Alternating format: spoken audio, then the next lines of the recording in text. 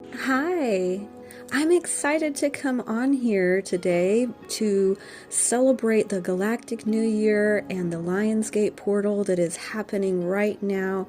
So I'm sure you're all experiencing lots of different things happening in your lives, hopefully mostly for the good. But remember from my last video that I did on this Lionsgate is to understand the energy of chaos and its necessity within this collective awakening and the birthing of the new earth. So if you haven't seen that video, go and watch that one. But today we're going to do something a little different. I have a guest speaker with me here today, and he is a divine masculine, and we have been in contact and kind of having sessions for the last, well, since October of last year. So we've been in contact for quite some time. And not all sessions with me have to be about having guidance on your own twin flame journey. Sometimes, and in fact, almost all of the time, it's also going to be in tandem with getting activated, number one, and connecting up with other high-level divine masculines or divine feminines that are also on this journey, because we are stronger together. And at some point on your journey, you will be guided to do this. Okay, so this is really powerful, and so, like I said, we're stronger together and we activate each other. So if you are a divine feminine or divine masculine and you've gone far enough along on this journey and you've gone through the alchemical processes, you become highly activated. And so we are acting as activators and healers within this collective, and you will receive a lot of this activation just by listening to the videos that I have here. Our soul's vibration with all of its activations are carried through our voice. And so it is, a part of this, which is why I've been called to come out here, is really just to be an activator for people. So there's a lot of great information here, but even better is the activation that you get. But when you work more closely with me, you will also be connecting more deeply. Because although you may recognize my voice and my vibration, when we connect and have a session together, then I begin to know your voice, and then we are connecting up together in this way. So it's not as much of a one-way street. We're connecting deeper because I then get to know you and your soul vibration. I connect in with you more deeply that way. And I've been so blessed for the beautiful souls that have been reaching out to me and having sessions with me and connecting in and receiving those activations. So let's proceed on here with the video. So like I said, I've got a guest speaker who has been connecting in with me since October of last year. He is a very strong divine masculine, and like I say, this just goes to show that divine masculines are spiritual, they are awakened, and they have their own journey. It looks different, but they are indeed very spiritual. And so my guest speaker today, George here, is on a twin flame journey. He is very well learned in symbolism and ancient knowledge. He has written a book about his own twin flame journey, and he's also a public speaker. And he has a great wealth of wisdom here about the Lion's Gate that we would like to share with you here. So without further delay, I am going to give the floor over to George, and I hope that you enjoy. So just a brief intro about me. In my daily life, I work as a mental health ambassador for a major organisation in Europe. And over the last 16 years, I've had some really profound events take place during the time of the Lion's Gate. So it's been a major focus for me to try and understand more about this portal. And a good place to start on the subject is the star Sirius, which is naturally, of course, a sun in itself. And of all the stars in the night sky, Sirius is the brightest, at around 26 times more luminescent than our own sun. Now, because of the precession of the Earth through space as we orbit around our sun, there is a period each year when Sirius remains hidden. So back in the time of ancient Egypt, the secret society priesthood there knew that Sirius was out of sight for around 70 days each year. So it would disappear in the spring and then reappear again in the summer. And this phenomenon of a hidden sun reappearing again above the ecliptic is referred to as the heliacal rising of a sun. So an interesting extra fact about Sirius came to me through reading the work of the famous occultist Helena Blavatsky, and she referred to there as being a great central sun in our galaxy that acts as a centre of attraction for our own sun and solar system. And as far as we know astronomically, Sirius is the capital of the Milky Way galaxy. So perhaps Sirius is that great central sun, and it's certainly a question as to how much it affects us here on Earth. The perfect way to locate Sirius in the sky is to first find Orion's belt and then draw a line through it that extends down towards the horizon, and there you will find Sirius, the brightest star in the night sky. But the question you might be asking at this point is, how does Sirius relate to the Lion's Gate? Well, Lion's Gate is a cosmic alignment that takes place each year when the heliacal rising of Sirius reaches the point when it sits atop the Great Pyramid of Giza. And considering that the three pyramids at Giza appear likely to have been placed on the ground in an alignment to reflect the position of the three stars of Orion's belt, it would be fair to include Orion in the Lion's Gate alignment too. And the person who first proposed the correlation between the positioning of the three pyramids and Orion's belt was the writer and lecturer Robert Bauval, if you wish to do more research on that. This reappearance of Sirius was massively important to the ancient Egyptians. In fact, so much so that they actually started their calendar year at the point of its re-emergence above the ecliptic. That was also really easy to do, as apparently Sirius is the only sun outside of our own solar system with a heliacal rising that reliably occurs every 365 days. The ancient Egyptians also noticed that the reappearance of Sirius took place shortly before there would be an annual flood, and this deluge of rain was said in mythology to represent the tears of the divine feminine goddess Isis, as she mourns the death of the sun god who has been murdered by his brother Set. However, these rains were depended upon to fertilise the land and bring about a good harvest. And so between the summer solstice and winter solstice, there were traditionally many rituals taking place to do with the cycle of the death and impending rebirth of the sun. And the Lion's Gate itself takes place exactly at the midpoint, as the sun loses its power between the summer solstice and autumnal equinox. So I'm now going to go into some tarot symbolism, and as such there are actually 12 cards in the deck that represent each of the zodiacal signs. So it's important to say first that different artists depict the zodiacal wheel at different orientations. For instance, some show Aries at the top. However, in my opinion, the classic way to depict the zodiac is with Aries, otherwise known as the firstborn sun, at the right hand side, because the sun rises in the east. So if we go with that orientation of the zodiac, the signs I'm going to go into today form the upper half of the zodiacal wheel, and Lion's Gate is intrinsic to the story that plays out within that half of the zodiac. We could refer to it as being the light side of the zodiacal wheel, and in my opinion it is inseparable in its implications from the upper and light side of the yin-yang symbol. In other words, it relates primarily to the domain of the divine masculine. So to start with, we have the prototype divine masculine in the form of Aries, which is my own star sign, and it's represented in the tarot by the Emperor card. The prototype divine feminine, however, is represented by the Empress card, and she is connected to the star sign Taurus. So the first two signs are the Emperor and the Empress. The third sign, Gemini, however, represents the combination of both masculine and feminine and is depicted through the tarot card the Lovers. It is important to note, however, that the twins are still in a state of duality at this point. The fourth sign is Cancer, and this is connected to the Chariot card. And the interesting thing is, although this card is related to momentum, the Chariot itself is usually depicted as stationary. It's not moving at all. So that implies that there is an inner momentum that is now coming into play, which triggers the alchemical marriage.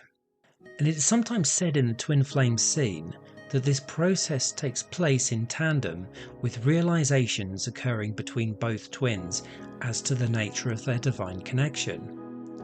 And it's interesting that if you look at the glyph symbol for Cancer, it is undoubtedly connected to the yin-yang symbol and therefore suggestive of this deeper energetic process that's now taking place.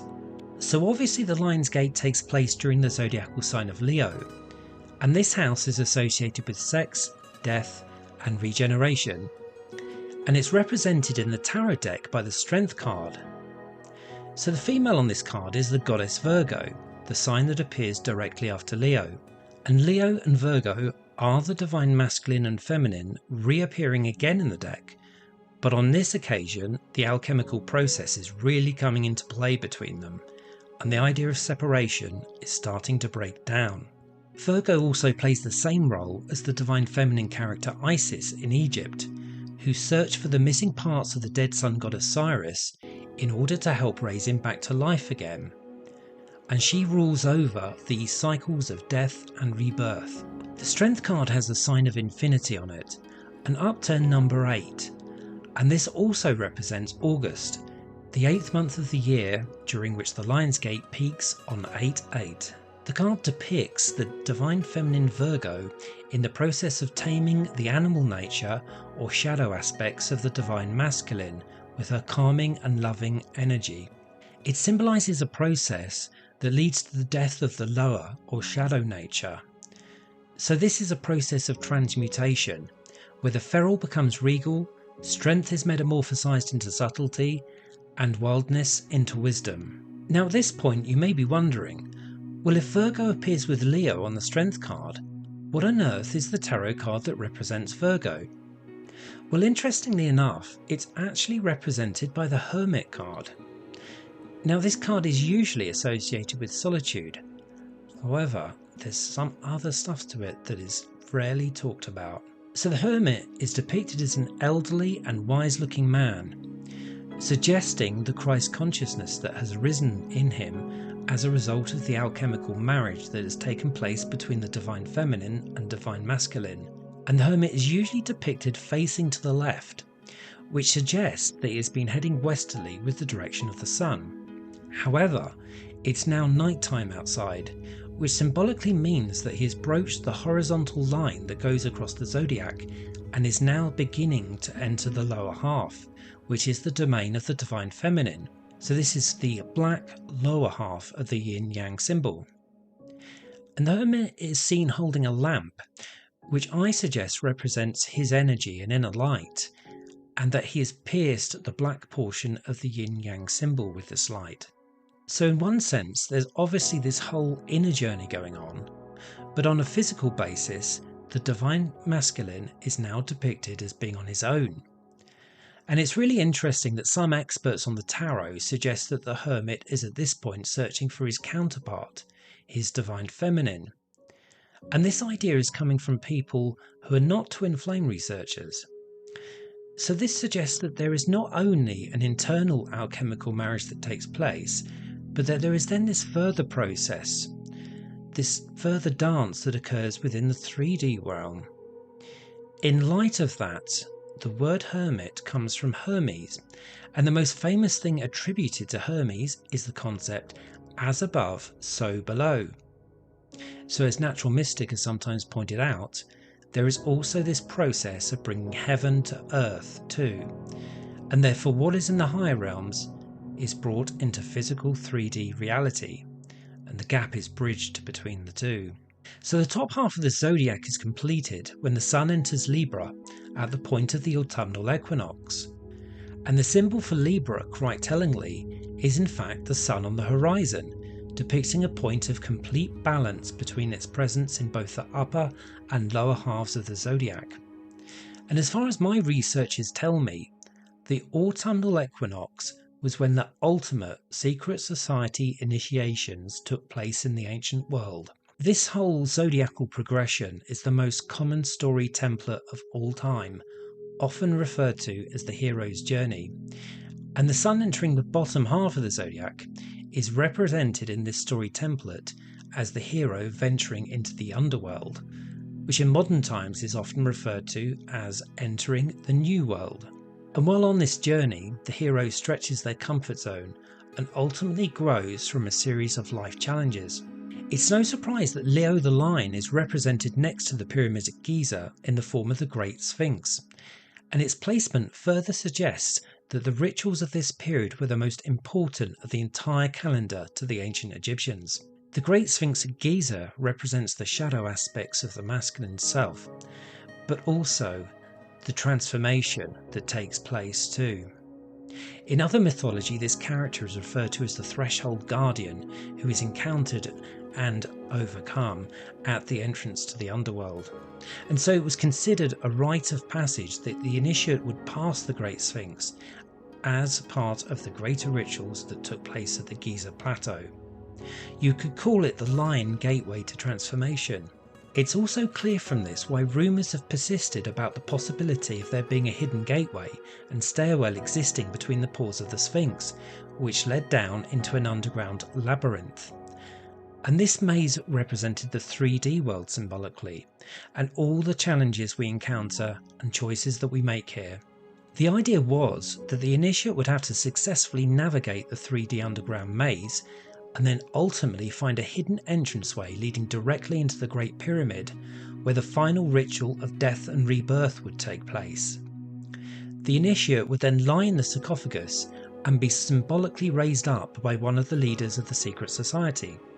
This leader would wear a lion costume, and it was said that the initiate was raised by the grip of the lion's paw. So I'm now going to go into numerology, where the number 8 is considered to be the sign of the Hermetic marriage. This concept is the return of those forces which have been redeemed from the animal aspects of self. And you could therefore consider the number 8 as the spiritual wedding ring, which unites masculine and feminine natures together in harmony. And the Lion's Gate is particularly interesting in 2024 because the numbers of the year itself also give a total of 8. It's also interesting to note at this point that the 11th of February is sometimes regarded as a kind of Lion's Gate reflection of energy, and that date occurs during the exact opposite sign to Leo, which is Aquarius. The number 11 of that date represents duality, and an important representation of duality is of course masculine and feminine. The duality of 2 is also represented by that date taking place in February, the second month of the year. So I'm now going to tell you about a personal experience of the Lion's Gate that took place back in 2022 on the full moon in August. And it was the final night of the portal, and I had a really profound astral experience which I didn't understand at the time. However, as I researched the experience afterwards, it led me to realise the deeper meaning behind the Lion's Gate portal. And this was not only the final night of the portal, but it was also the full moon. So in this dream I was in a room and I could see a doorway somewhere ahead of me and off to my right hand side. And although I couldn't physically see through to the other side of this doorway, I knew that it led immediately to a stairwell and an underground area. I also psychically knew that my shadow self was heading up that stairway towards me. So that doorway and stairway represented the entrance to the underworld, just like at Giza in Egypt. But then something told me to walk forwards towards this being, and this could be considered to be an example of embracing my masculine energy of action and courage. And as I reached the doorway, the shadow aspect had just reached it too, and we merged together, leaving me literally shivering upon impact. And the fact that this merging took place right in the doorway, again perfectly represented the Threshold Guardian or Sphinx idea and the cosmic events around the Lion's Gate portal. But what made this story even more intriguing was that my twin flame was enacting their own ritual that night. So that situation appears reflective of this concept of the divine feminine Virgo taming the masculine's animal instincts. And the other thing is that facing a threshold guardian is the right approach towards transmuting negative energy. And of course, doorway, threshold, portal, Lion's Gate, all of these reflect exactly the same kind of ideas. They symbolise a transition from all we have known and a bold move forward into the unknown, or a point at which the natural can meet the supernatural, and potentially a point of transition from the earthly plane to a higher, more spiritual one, and all the new possibilities that can come from that. Naturally, the Lion's Gate is often referred to in terms of it being a potent time for manifestation. After all, this is reflected in the period being traditionally related to the planting of seeds and ultimately the reaping of the harvest. But there is also a second aspect to the Lion's Gate, which is rarely touched upon outside of the symbolism left to us from ancient secret societies, and that is that it's a potent time to work with our shadow aspects. And of course, as is shown on the yin-yang symbol, the masculine white area has a black dot within it, and the feminine primarily black area has a white dot in it. So any shadow work you do also has the potential to help your twin on their own healing journey. And based upon my own personal experience from 2022, which took place a few days after 8/8, it's perhaps not surprising that the potency of the Lion's Gate portal is said to be effective for a longer period than just on the 8th of the month. However, there are many sources out there giving different dates for the opening and closing of the Lion's Gate portal. And my opinion on the wider dates of this is that it seems reasonable to consider the dance of masculine and feminine energies that are at play here. We could therefore consider the new moon preceding the 8th of August and the full moon directly after it as the outer limits of the portal.